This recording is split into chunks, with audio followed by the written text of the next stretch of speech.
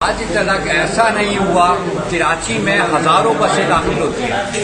پورے پاکستان سے بسیں داخل ہوتی ہیں، حیدرآباد سے، میرپور خاص سے، ٹنڈو آدم، پشاور تک سے آتی ہیں، لیکن بس سے تو کوئی حادثہ نہیں ہوتا، کسی بس والے نے آج تک نہیں گزرا۔ یہ کون سے ایک مافیا ہے کہ جو کہ ڈمپر ہی کچل رہی ہے لوگوں کو، بس میں تو کبھی نہیں ہوا، ہزاروں بسیں اندر داخل ہوتی ہیں کراچی شہر کے اندر، چونکہ ان کو سرپرستی حاصل ہے سندھ گورنمنٹ کی، اور جب تک یہ مافیا، انہوں نے دیکھا ہوگا آپ نے پچھلی دفعہ انہوں نے دکھایا تھا کہ ڈمپر مافیا کا جو سردار ہے وہ جناب علی سندھ اسمبلی میں جا کے ملاقاتیں کر رہا ہے، تو جب یہ سندھ اسمبلی کے اراکین سے اور نسل پرست حکومت کے ساتھ بیٹھ کے کھانے کھائیں گے تو اس کراچی کے شہریوں کو تو کوئی بھی آواز نہیں سنے گا۔ تو یہ طریقہ کار ہے، اب یہ چاہتے ہیں کہ شاید پرائیویٹ آدمی کس طریقے سے اسمبلی میں چلا گیا، جی ہاں کون لے کے جا رہا ہے؟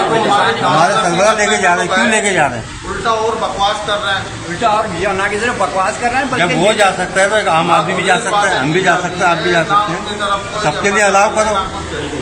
حالانکہ ایک قانون اسی کے لیے 12 بجے کے بعد ڈمپر انٹر ہوگا کراچی کے اندر، شہر کے اندر، لیکن نہیں، اس پہ کوئی قانون سازی نہیں ہے، کوئی ان پہ رکاوٹ نہیں ہے۔ فی ڈمپر 5-6 ہزار 7 ہزار روپے خرچہ ہوتا ہے اور وہ ہر چوکی پہ دیتا ہوا لوگوں کو کچلتا ہوا چلا جاتا ہے، کوئی انسانی زندگی کی کوئی قیمت نہیں ہے،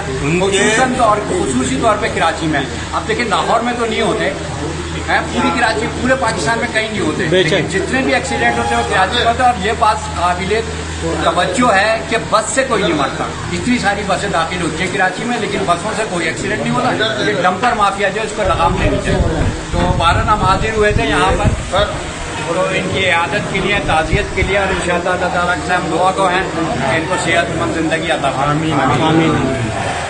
بھائی اس سلسلے کا اگر آپ کا ایک فاتحہ مقبولین کے لیے ایک وقت دیا ہے کیونکہ اس وقت ہمارے پاس صرف یہی ہے کہ ہم فاتحہ ہی پڑھ سکتے ہیں۔